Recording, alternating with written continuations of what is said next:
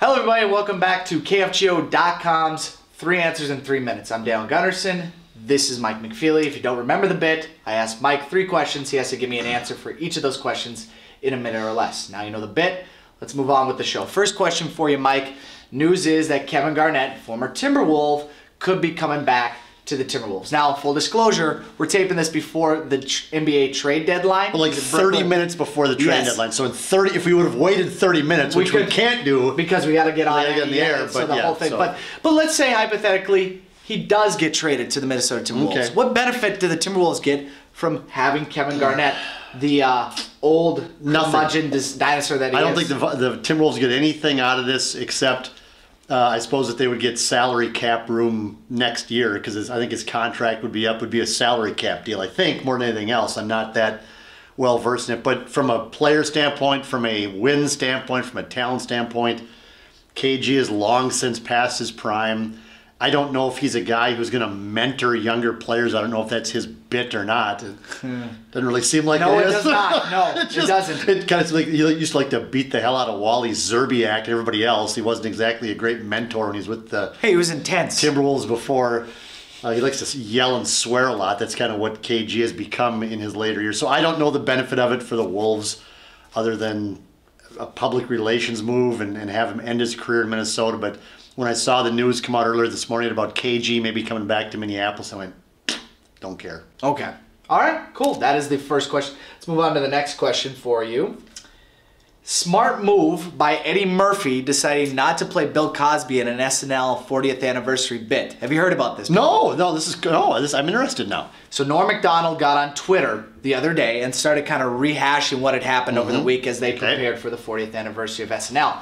They wanted to come up with a bit for the Jeopardy portion of the show that brought back Bill Cosby as the daily video double or whatever they do for Jeopardy. Yep. And they wanted Eddie Murphy to do it. Sure. Because Murphy hadn't been back for quite a while. Right. Coming back and Bill Cosby would fit with his troubles. He would fit in well with the whole Sean Connery thing. And And so they went ahead and did this, but Murphy backed out saying, I'm not going to play Bill Cosby. They got a current member, or a former member actually, I think now, to do it. Do you think this was What was his reasoning? He didn't want to kick Bill Cosby while he was down. Felt that Bill Cosby is in enough issues as it is.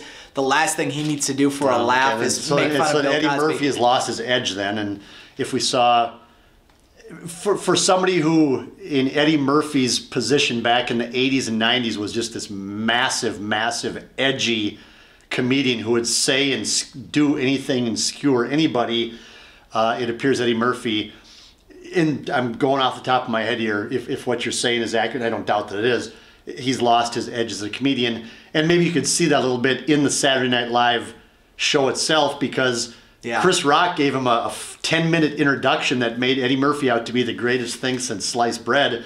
And Eddie Murphy gets out there and says nothing funny in 5 minutes he was on the air. Eddie Murphy did nothing that was entertaining, nothing that was funny in his bit on Saturday Night Live, and he was the most disappointing part of the show, and apparently it bled over into the Jeopardy skit that he didn't want to be a part of. So, Eddie's got his money, and Eddie's got his kids, and Eddie's got everything. Apparently he doesn't need to be funny anymore. Perfect timing. So we move on from that to the last question. Minnesota Vikings, they've been pumping up AP a lot. They're behind him. They want him to come back. They love him, man. Okay. Do you think they're trying to increase his trade value with all this chatter? No, we had Jim Souhan from the Star Tribune on the program one day this week, and Jim said he doesn't believe that the Vikings are just pumping air into the tires of the Adrian Peterson machine to try to up his trade value.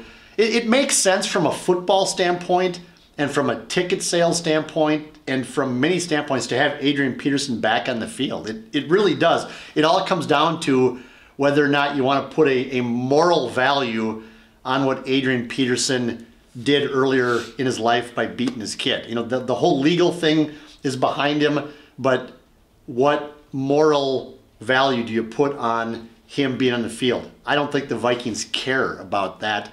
They see him as the best running back they can have for whatever price they have to pay him.